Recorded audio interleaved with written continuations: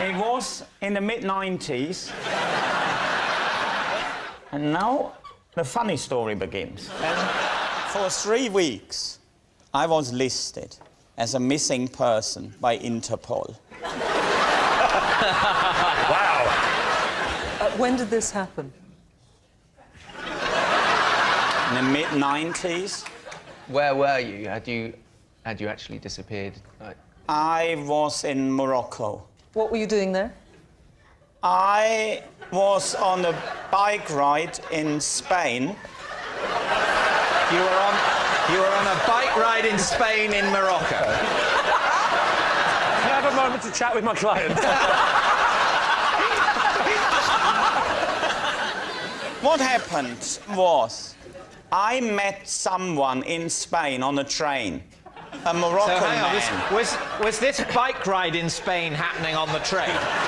Was it? It was like, because I know that you get those Spanish bike rides on trains in Morocco. That's probably one of those. No, there was bad weather, and that's why I took the train from the north of Spain to the south of Spain, because apparently, according to the local newspaper, there was better, more agreeable bicycling weather. How did you then get into Morocco, though?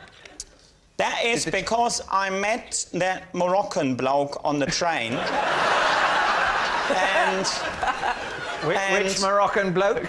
Yeah, does he have a name? I can't quite remember, but it was Mohammed or something.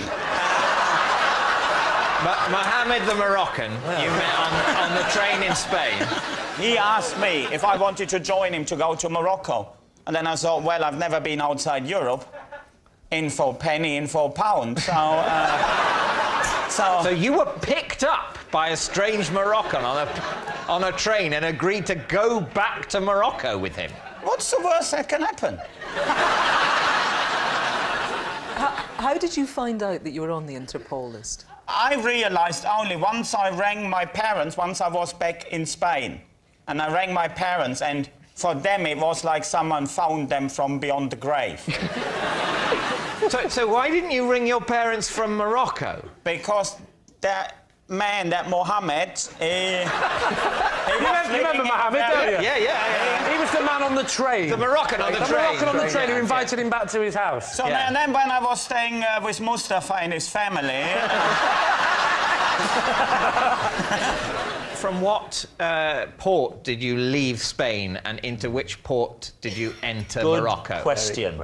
Well, we left Spain, if I remember correctly, from Algeciras and went over to Ceuta, which is one of the 2 Spanish enclaves in the north of Morocco. Good answer. I think you've just clutched victory from the jaws of defeat. How was it then resolved? How did you end up getting off of the list? Well, hang on a minute, we're jumping ahead here. Yeah. What the Yeah, hell he's did allowed you to in do that, Morocco? isn't he?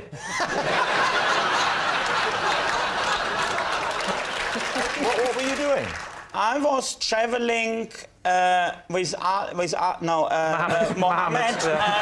My client is getting mixed up because at passport control they said you must have a passport. And he's getting a bit mixed up with the names. I'm curious as to the fact that Interpol has a missing persons list. Yeah, no, what happened is my parents got involved and they got Interpol involved. Right. And I sent a few postcards, one of them, to my friend Mark. And on that postcard I wrote, I've joined the Foreign Legion.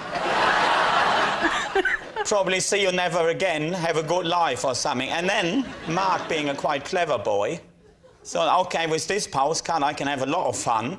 I go round Henning's parents and say them something along the lines of, Herr Wehn, Frau Wehn, you might be interested in this. Sorry, so your friend Mark Yes. used this postcard to mentally torture your parents? I'll make his parents think he's disappeared forever for a laugh. Well, it's German sense of humour.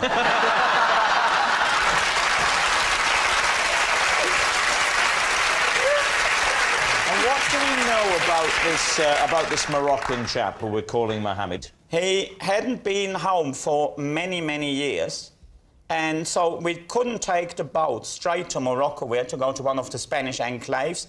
because he had to collect a suitcase full of books from a cafe in Sutton. Why did he have a suitcase full of books? Because someone left them there for him. But why books in a suitcase? Well, it was back in the mid-90s, people were still reading. So he went to a cafe in the Spanish enclave of Morocco Yes. to collect a suitcase which he told you was full of books. Well, I suppose a friend of his left them there. Yes, but why? I mean, you know what it sometimes is like, isn't it? Like, well, I can't quite think of an example. But if he could, it would be like that. This Interpol list that you were on, can you just elaborate on how your parents got you onto it? Well, they rang the consulate, and they rang all Which sorts consulate? of... The German one. Which German consulate? Well, the one in Morocco. They And didn't the ring one the in- police. They rang the German consulate in Morocco. Well, that's how you would go about it, wouldn't you? It's no don't good know. ringing your local bobby. And what happens then with the list? Do you just... They have to tell Interpol, stop Yeah. looking for Henning. We Yeah, I found him. suppose so, yeah. Well, did they? For all My we know, they're parents are still quite- looking for you now. I'm safe! So what do you think, David? Does any of that have the ring of truth, or has he made all that up? What do you think, Kirsty? I think it's so odd and inconsistent and unlikely that it must be true. Yeah, that's what I'm leaning towards as well. Yeah. I think that as well. I think it's true. Yeah. Henning, was that the truth, or were you telling a lie? Well, this story is true.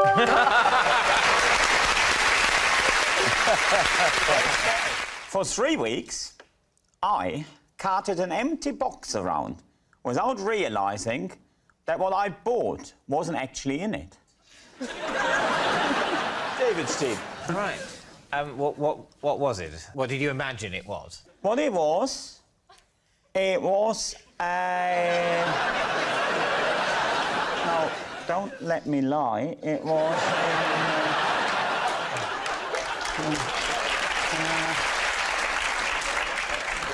there was a plastic Christmas tree. That's what you thought was in there? Absolutely. For 3 weeks. But that's something you open quite quickly after buying it, a Christmas tree. No, it's about the suspense, isn't it? Christmas is all about suspense and...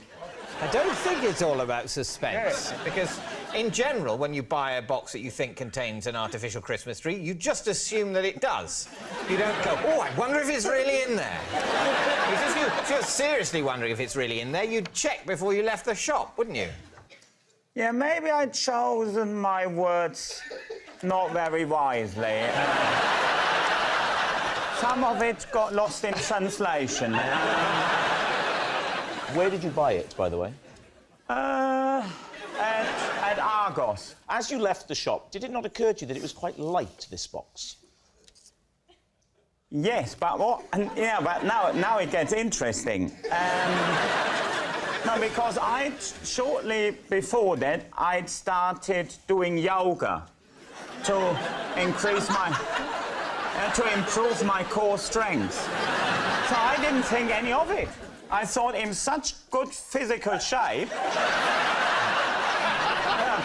I can lift that box without it straining me. The queues at Argos are huge. Yeah. How long was you in the queue for? For ages. So it was a few weeks later that you Absolutely. opened it, ready for Christmas. Nothing was in there. What happened next? Well, I kept the box, didn't I?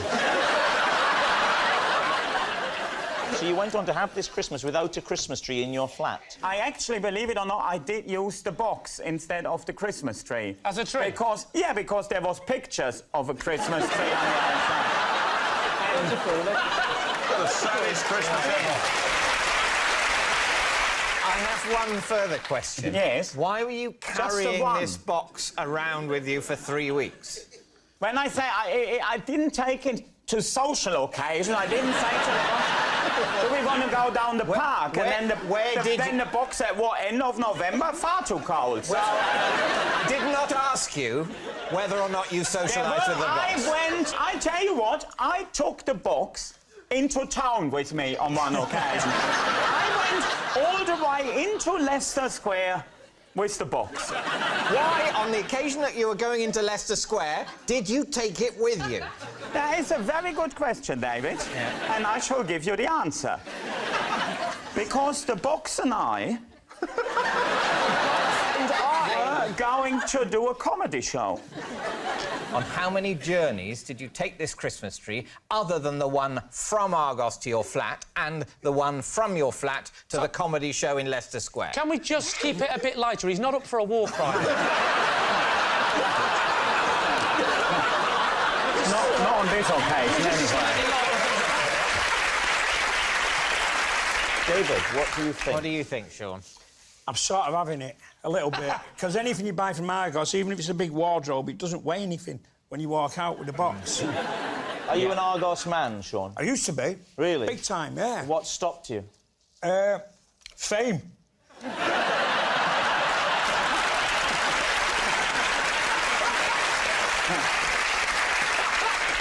Tom? I think he's... I mean, it's a Sort of. ridiculous story. But, I mean, he's a canny fella. So, should we go for true? Yeah. True? Yeah. We're going to say true. All right. Henning, truth or lie? This story is true.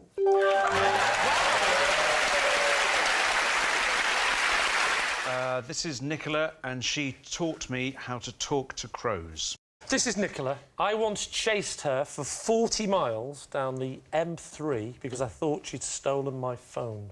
This is Nicola, and I told my parents to sack her as my babysitter because she failed to read my bedtime stories with enough emotion. What was wrong with the bedtime stories? I didn't enjoy the way she read the bedside story to me. What sort of stories? Give us an example. She was reading Hansel and Gretel to me, and then the witch ends up in the oven.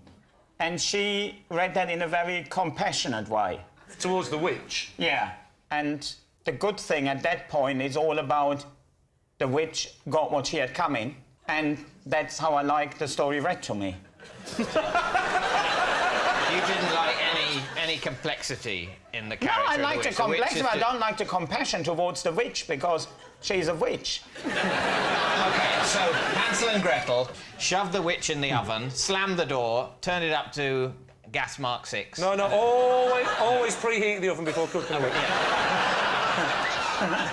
Let's assume it's preheated. OK. Slam the door, turn it up, and then walk out into the forest. How did she misdeliver that line? Well, it was in German, so it was like... Is she German? Nicola, yeah. Ah. Okay. You mean yeah? Yeah. Nicola's a classic German name, isn't it? Nicola. Nicola Schmidt. So she was what, weeping for the witch, or what? I don't want to have to say this now, but I just didn't overly like her. That's obviously not how I told it to my parents, isn't it? I said to my parents, I said, yeah, she didn't put any butter on the bread and all that business, and didn't get me anything to drink, so, I mean... I stuck her in the oven. I think it's probably Henning. I think Henning's could have been the sort of vicious little child who would have her babysitter summarily dismissed for no good reason at all. Which way are you going, Alex? Do you know what? I'm going to stick my neck on the line. I think Lee. I even You getting think a it's look Lee? in. Yeah. Doom? I initially thought it was Lee. Completely, from the very beginning, when I heard what the three things were, I went, it's definitely Lee. I'm not going to overrule. I wouldn't be surprised if it was Henning. We'll go for Lee. You're saying it's Lee Yeah. with a little suspicion that it's Henning. OK. Nicola, would you please reveal your true identity? My name is Nicola, and I taught Ben how to talk to crows. This is Bill. I once bought an Irish accent mouth spray from him because I genuinely believed it would give me an Irish accent.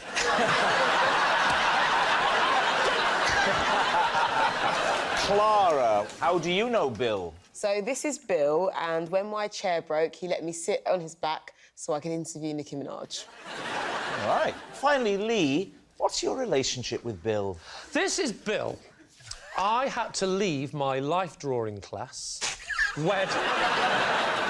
when he walked in, disrobed, and I realised he was the man that sold me my sausages.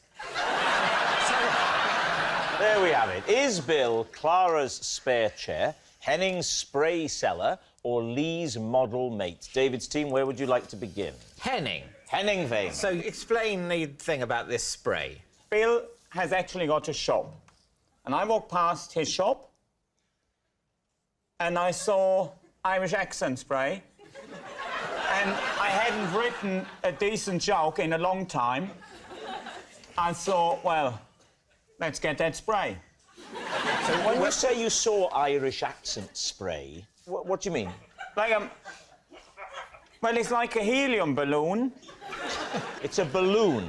No, it's a spray, but it changes your accent. Instead of making your voice more high-pitched, it makes it more Irish accented. Yeah.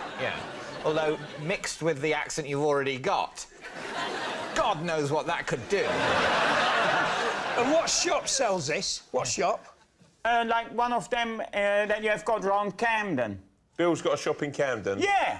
And his best product is a spray that makes you sound Irish. Well, I didn't buy all his products, so I can't rank them. But let's get the genre of shop clear. It's a sort of joke shop, is it? Well, you call it as derogatively as you want. By joke shop, I don't mean a risible shop.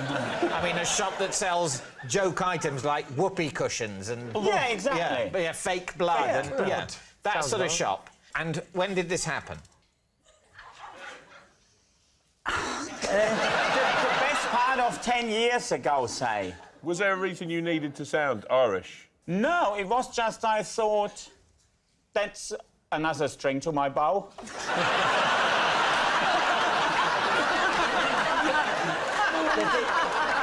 Did you... So what...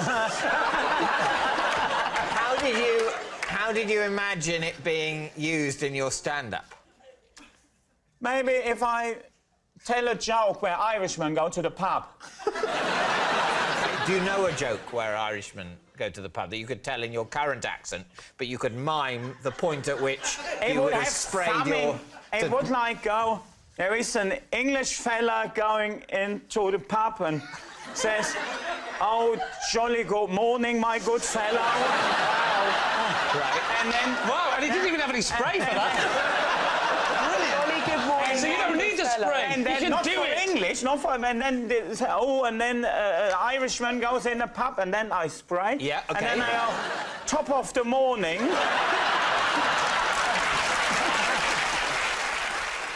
David's team. Is Bill Clara's spare chair, Henning's spray cellar, or Lee's model mate? I think we need to ask, are you absolutely sure that one of them is true?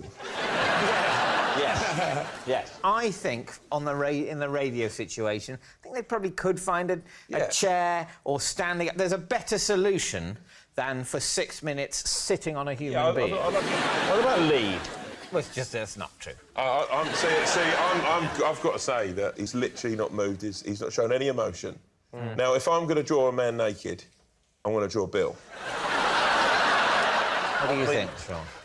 I've just got to go for Bill being sat on... You think Clara? No, I'm changing my mind now because he's German, so he could possibly believe about a spray wound. Right. Have you just noticed now that Henning is German? Just this second, yeah. So you think Henning now? No, I'll stick with Clara. Stick with Clara, and you're sticking I'm with going to go with Lee. Lee, yeah. You see, I think it's Henning. You think it's Henning? Yeah. Really? Yeah. We're going to go Henning. Yeah. OK, Bill, would you please reveal your true identity? My name is Bill, and Henning bought an Irish press spray.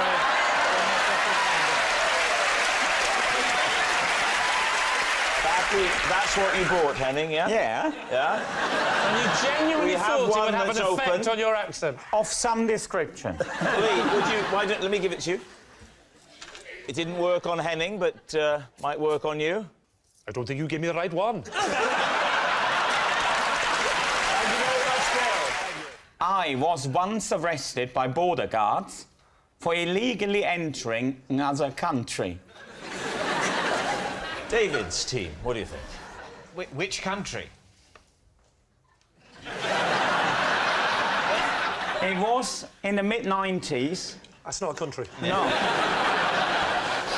And it was in Eastern Europe, so they changed names very quickly. So I'm not sure. It was either Czech Republic or Czechoslovakia. I don't know which... You know what stage of its dissolution it was at? Yeah. And what was the problem? I didn't have my passport. Right. Where had you left your passport? At home. Who were you with, by the way? Were you on your own, or No, I was was with a friend from back home, Pete. friend from the pit? No, with a person called Pete. Is that his real name? Or is that a nickname? Pete. Oh, Pete. No, P-I-T. Oh, Pete. Oh, is that Pete. Pete? He's called Pete. Like Brad Pitt, but Yeah. Pitt is his first name. Otherwise, I would say Pete. Yeah.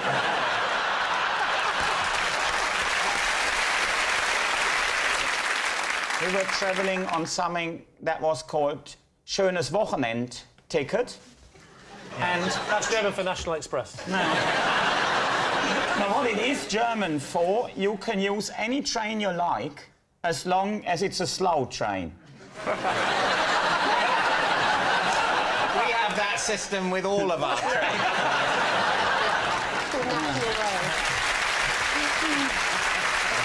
OK, so you get off the train at the border. You do. Is it at that moment you realise you don't have your passport? Yes. So we wanted to go into Czechoslovakia. So I didn't have my passport. So the obvious thing to do is don't go across where the border guards are, but go a mile off into the fields and cross there. If then someone wants to see your passport, you say, oh, I must have lost it.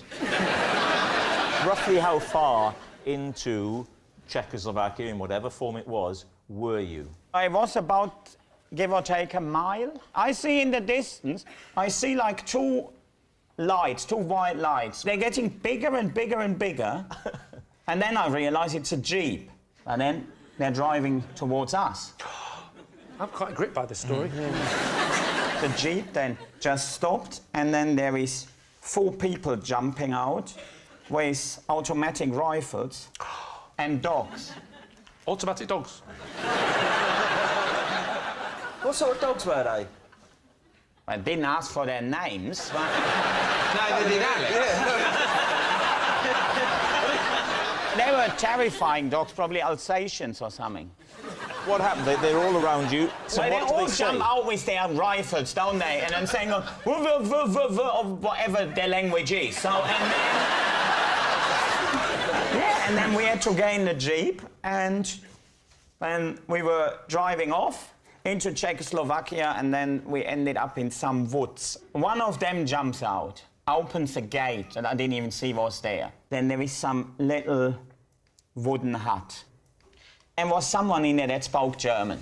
We got on well with that fella, and our excuse was, they would say, we had no idea that we crossed the border. Yeah.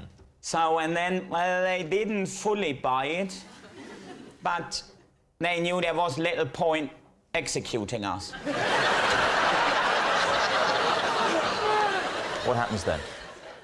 And now the funny story begins. They said, you'll have to pay a penalty. Oh, the Germans and penalties. That Not penalty... Never again, please. Then the Czechs drove us back to the German border, handed us over to the German border guards, and then they congratulated us on being the first illegal immigrants from Germany into Czechoslovakia. Well, there we are. David, what are you and your team thinking? It's the travel card thing. It just seems right. No, I think on an emotional level, having spent so long hearing that story, to be true. We need something. We need it to be true Yeah. because a lot of our life went into that. So yes, you're going to on say that true? emotional level, I think we have to say true. You're saying it's true. Henning, truth or lie? Well, that story is actually true. Im Frühtau zu Berge, wir ziehen Faller. Es grünen die Wälder, die Höhenfaller. Wir wandern ohne Sorgen, singen in den Morgen, noch ehe im Tale die Hähne